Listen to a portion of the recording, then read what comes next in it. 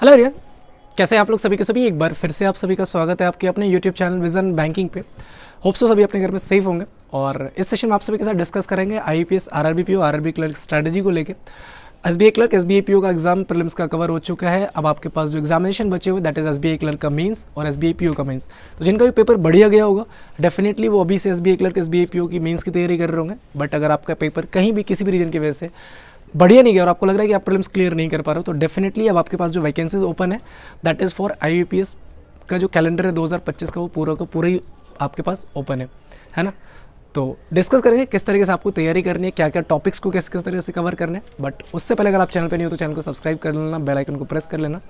और जितने भी student RRB PO, RRB clerk की तैयारी कर रहे हैं, आप सभी के लिए प्रैक्टिस मॉक की तरफ से फ्री लाइव मॉक टेस्ट का लिंक आपके साथ शेयर कर रहा हूँ डिस्क्रिप्शन बॉक्स में और कमेंट सेक्शन में। वहाँ उसका लिंक आपको मिल जाएगा, वहाँ से जाकर ज़रूर अटेम्प्ट करना। आप सभी को पता है कि जो प्रैक्टिस मॉक के टेस्ट सीरीज़ होते हैं, जो मॉक टेस्ट वगैरह होता है, वो एग्जैक्ट एग्जाम लेवल के आपके क्वेश्चन आप प्रोवाइड करवाते हैं ताकि आपकी तैयारी जिस भी एग्जाम में आप बैठ रहे हो उसके अकॉर्डिंग आपकी तैयारी हो पाए। और एग्जामिनेशन में जब आप बैठो तो आपको सिमिलर पैटर्न ऑफ क्वेश्चन देखने को मिले जो कि आपको एग्जामिनेशन हॉल में ज़्यादा फेमिलियर कर पाते हैं।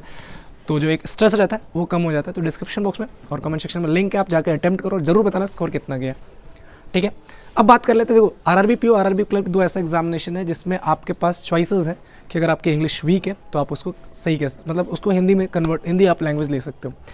तो quantitative aptitude, reasoning ability, computer language और आपका जनरल अवेयरनेस, ये चार टॉपिक ऐसे होंगे जो कि हर एक स्टूडेंट को तो अटेम्प्ट करना ही पड़ेगा।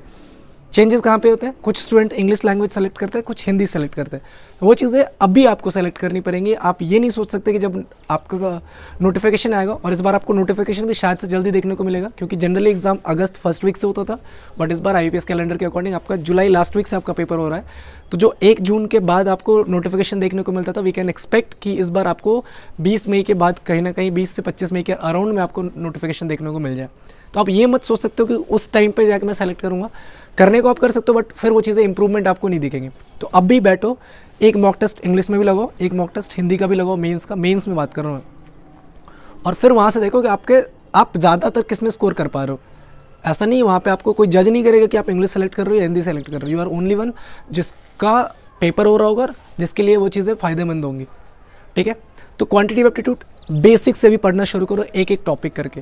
मैं अभी एक प्रॉपर स्ट्रैटेजी वाली वीडियो लेके आऊँगा, 30 डेज़ का प्लान बताऊँगा आप सभी के लिए। तो डिस्क्रिप्शन बॉक्स में बताना इफ़ यू आर इंटरेस्टेड कि आप वो प्लान देखो, तो मैं ज़रूर बताऊँगा। और ये मेरा बैकग्राउंड मत देखना यार, रूरल एरिया में जब आप भी आरआरबी पीओ, आरआरबी क्लर्क बन के आओगे ना, तो ऐसी कुछ एरियाज़ में आपकी भी स्टार्टिंग में लगेगी। किस्मत बहुत अच्छी होगी तो रीजनल ऑफिसर्स वगैरह मिल जाएंगे, नहीं तो जनरली ऐसी जगह मिलेगी आपको गाँव वगैरह में।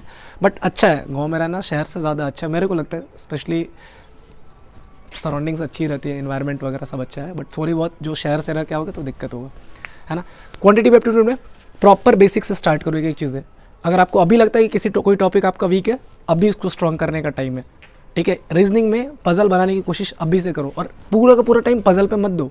मशीन इनपुट भी उतना ही इंपॉर्टेंट है, क्रिटिकल भी उतना ही इंपॉर्टेंट है आपके लिए, क्योंकि कभी कभी एग्जाम में ऐसे पेपर बन जाते हैं जहाँ से आपका पजल हिलेगा नहीं आपसे, वहाँ पे क्रिटिकल और मशीन इनपुट से काम चलाना पड़ता है। क्वांटिटेटिव एप्टीट्यूड, पिछले बार का आरआरबी पीओ का पेपर ले लो, हिल नहीं रहते लोगों से। ठीक है, कंप्यूटर अभी तो चलो कंप्यूटर नोटिफिकेशन आने के बाद आप पढ़ सकते हो, बट और करंट अफेयर्स मस्ट नेसेसरी है। 6 महीने का पूछा जाता है।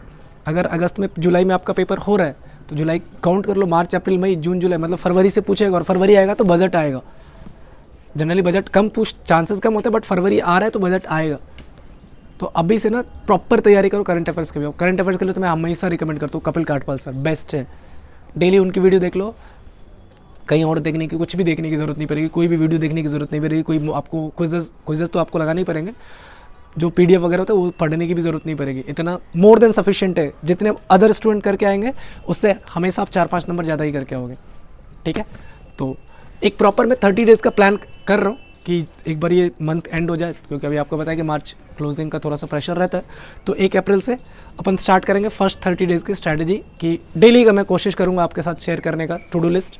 तो एक बार कमेंट सेक्शन में ज़रूर बताना if you guys are interested for that. मिलते हैं नेक्स्ट सेशन में, डिस्क्रिप्शन बॉक्स में और कमेंट सेक्शन में प्रैक्टिस मॉक की टेस्ट सीरीज़ का लिंक है, जाके ज़रूर परचेज करके, पहला तो फ्री है, बिल्कुल फ्री मॉक टेस्ट अटैम्प्ट करो और अपने स्कोर ज़रूर बताना। और अगर आपको लगता है कि भैया गाइडेंस की ज़रूरत है मेरे को इस पर्टिकुलर सेक्शन में या इस पर्टिकुलर सेक्शन के पर्टिकुलर टॉपिक में कोई प्रॉब्लम है आपसे, तो आप डेफिनेटली कमेंट करके मेरे से पूछ सकते हैं। हर एक स्टूडेंट का मैं थोड़ा टाइम ले सकता हूँ, बट मैं हर एक को रिप्लाई ज़रूर कर दूंगा। ठीक है, मिलते हैं नेक्स्ट सेशन में। Till then take care, bye bye, thank you, keep practicing more and more and all the best for upcoming examination.